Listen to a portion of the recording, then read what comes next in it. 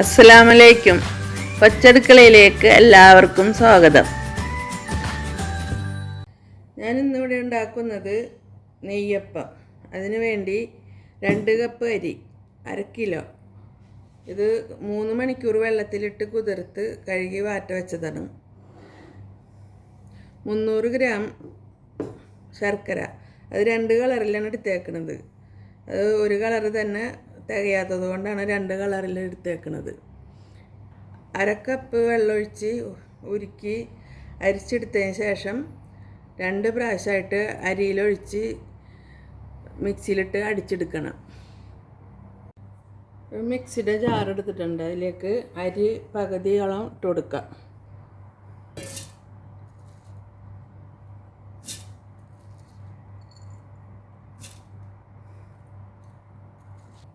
അര ടീസ്പൂൺ ഏലക്കായ പൊടി ഇട്ട് കൊടുക്കുന്നുണ്ട്. അല്പം ഉപ്പിട്ട് കൊടുക്കുന്നുണ്ട്. ശർക്കര 1/2 കപ്പ് വെള്ളമൊഴിച്ച് ഉരുക്കി അരിച്ചെടുത്തതാണ്. അതിൽ നിന്ന് പകുതി ഒഴിച്ചു കൊടുക്കുന്നുണ്ട്. നല്ല ജീരകത്തിൻ്റെ പൊടി ഒരു 1/2 ടീസ്പൂൺ ഇട്ട് കൊടുക്കുന്നുണ്ട്. ഒരു 4 പപ്പടം ഇട്ട് കൊടുക്കുന്നുണ്ട്. ചെറിയ പപ്പടം കാരണമാണ് 4, അല്ലെങ്കിൽ വലുതാണെങ്കിൽ 2 3 മതി. കുറച്ച് തരിയോടെ കൂടിയാണ് അടിച്ചെടുത്തിട്ടുള്ളത്. അത് ശരിക്കും ഇത്തിരി തരി ഉണ്ടുണ്ട്. പുട്ടിൻ്റെ പൊടിയുടെ അത്രയും തരിയുണ്ട്.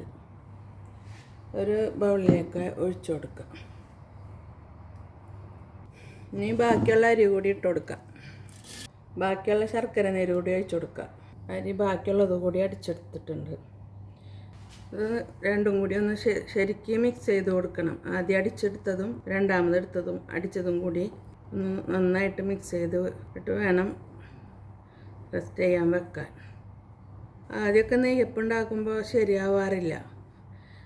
ഇപ്പോൾ അതിന് ശേഷം എൻ്റെ ഫ്രണ്ട് പറഞ്ഞു തന്നാണ് അരിയുടെ ഒപ്പം തന്നെ പപ്പടം കൂടി അടിച്ചിട്ട് വെക്കുക, അപ്പോൾ നല്ലതായി കിട്ടുന്നു. ഫ്രണ്ടിൻ്റെ പേര് സൗദ. അപ്പോൾ അത് പ്രകാരമാണ് ഞാനിപ്പോൾ ഇങ്ങനെ ഉണ്ടാക്കി നോക്കിയപ്പോൾ നല്ല നെയ്യപ്പമായി കിട്ടിയിട്ടുണ്ട്.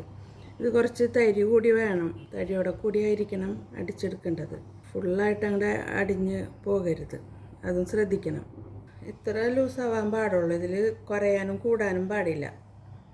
ഇതിപ്പോൾ 1/2 കപ്പ് വെള്ളം മാത്രമേ ശർക്കര ഉരുക്കാനായിട്ട് എടുത്തിട്ടുള്ളൂ. വേറെ വെള്ളമൊന്നും ചേർത്തിയിട്ടില്ല. 2 കപ്പ് അരിക്ക് 1/2 കപ്പ് വെള്ളം. ഇതിലേക്ക് ഒരു 3 ടീസ്പൂൺ മൈദ ഇട്ട് കൊടുക്കുന്നുണ്ട്. 3 ടേബിൾ സ്പൂണാണ്.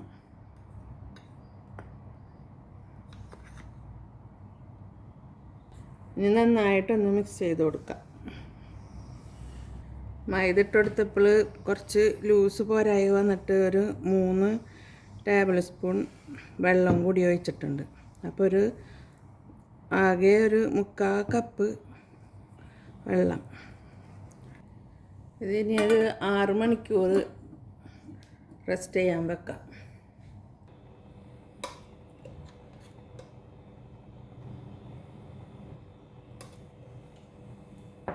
തേങ്ങ വറക്കാനായിട്ട് ചട്ടി വെച്ച് കത്തിച്ച് 2 ടേബിൾ സ്പൂൺ നെയ്യ് ഒഴിച്ചു കൊടുത്തിട്ടുണ്ട്.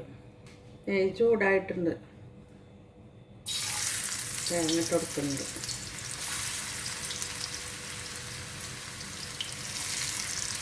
ഒരു 3 ടേബിൾ സ്പൂൺ തേങ്ങ അരിഞ്ഞതുണ്ട്. തേങ്ങ ഒരുപാട് കൂടാൻ പാടില്ല. തേങ്ങ കൂടുതലായാൽ നെയ്യപ്പം അങ്ങനെ പൊട്ടിപ്പോവാൻ ചാൻസ് ഉണ്ട്. അതുകൊണ്ട് തേങ്ങ ഒരുപാട് കൂടുതൽ എടുക്കരുത്. 3-4 ടേബിൾ സ്പൂൺ എടുത്താൽ മതിയാവും. തേങ്ങ നല്ല ഗോൾഡൻ കളറായിട്ടുണ്ട്. ഇനി മതിയാവും. റെസ്റ്റ് ചെയ്യാൻ വെച്ചിട്ടിപ്പോൾ 6 മണിക്കൂറായി. 1 ടേബിൾ സ്പൂൺ എള്ളിട്ട് കൊടുത്തിട്ടുണ്ട്. നെയ്യിൽ വറുത്ത തേങ്ങ അതോടെ തന്നെ ഒഴിച്ചു കൊടുക്കുന്നുണ്ട്. ഇതൊന്ന് മിക്സ് ചെയ്ത് കൊടുക്കാം. തേങ്ങയും എള്ളൊക്കെ ശരിക്കും മിക്സ് ചെയ്ത് കൊടുത്തിട്ടുണ്ട്. ഇനി നെയ്യപ്പം ഉണ്ടാക്കാം. ദോശമാവിനേലും കുറച്ചും കൂടിയും കട്ടി ഉണ്ട്. നെയ്യപ്പം ഉണ്ടാക്കാനായിട്ട് ചീനച്ചട്ടി വെച്ച് കത്തിച്ചു കൊടുക്കുന്നുണ്ട്. വെളിച്ചെണ്ണ ഒഴിച്ചു കൊടുക്കുന്നുണ്ട്. എണ്ണ നന്നായിട്ട് ചൂടായിട്ടുണ്ട്. ഇനി മാവ് ഒഴിച്ചു കൊടുക്കാം.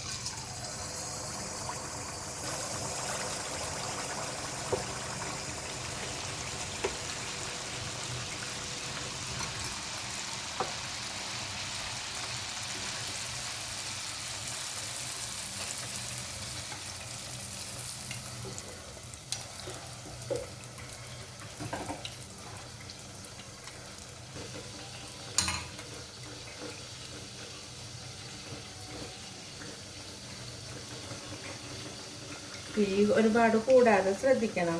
മീഡിയം ഫ്ലെയിമിൽ തന്നെ ഇട്ടാൽ മതി. എന്നാലും അതിൻ്റെ ഉള്ളൊക്കെ വെന്ത് കിട്ടുള്ളൂ.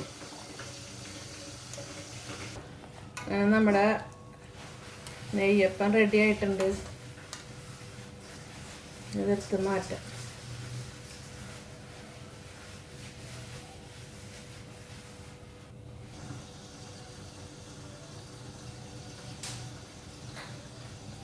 ഇതേപോലെ എല്ലാവരും ഉണ്ടാക്കിയെടുക്കാം.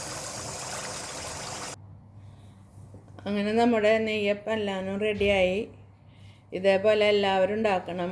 എല്ലാവർക്കും ഷെയർ ചെയ്ത് കൊടുക്കണം, ലൈക്ക് ചെയ്യണം.